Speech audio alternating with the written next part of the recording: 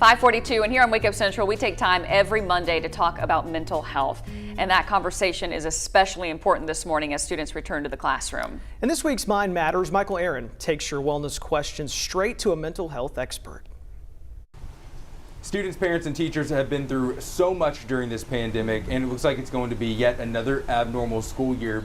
So experts say that it's really important that we all stay on top of our mental health, especially as this new school year begins.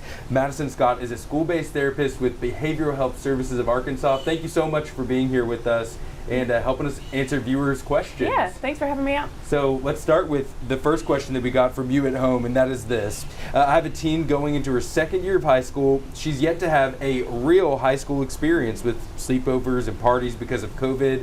I know it has to be isolating and lonely. What can I do to make it better? First, I just want to acknowledge the parent. Kudos to her for just wanting to make sure that her teen has a normal experience and her realizing that she hasn't. I would suggest doing outdoor activities when the weather's still nice. I know it's still a little too hot right now, but as the weather cools down, doing some stuff outside, keeping the social distancing still. And as far as sleepovers go, get a couple of tents, go to some yard sales, get tents from there, buy some, and have a sleepover that way and have their own individual tent. That can create a lot of fun memories and still have that sleepover feel. Yeah, that's a great idea. Our next question is one that comes to masks in schools. We know that can cause anxiety for kids for a number of reasons. The studies show that, but we also know they're important from a medical standpoint. So the question is this: if my children are wearing masks but others are not, I'm concerned they'll be anxious, and I will too as the parent. Any suggestions? I would just say this is a good teaching moment for the parent to just talk to their child about personal responsibility and making sure that they are doing what they need to do as far as masks go and not worrying about other students.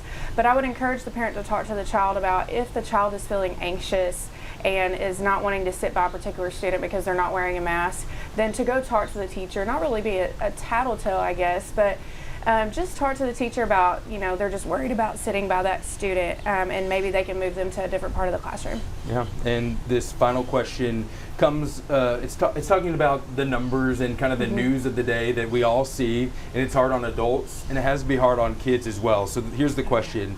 COVID case numbers can be discouraging, even depressing. How much of that information should be shielded from children? This is a really hard question because each child has a different maturity level, so it's really hard to say how much information should be told. I think it just depends on each individual child as to what can be told to that child, and that's going to be up to the parent's discretion.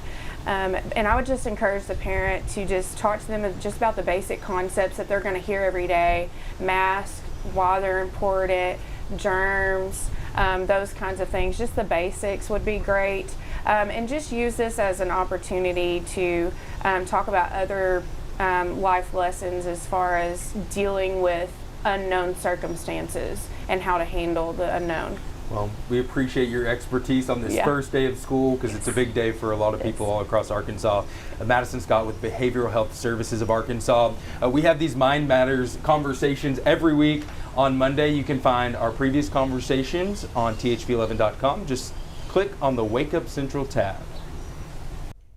And also there you can find Michael's extended conversation with Madison, where she discusses how to deal with isolation and how parents can best take care of themselves. Again, that's all on thv-11.com. Scott.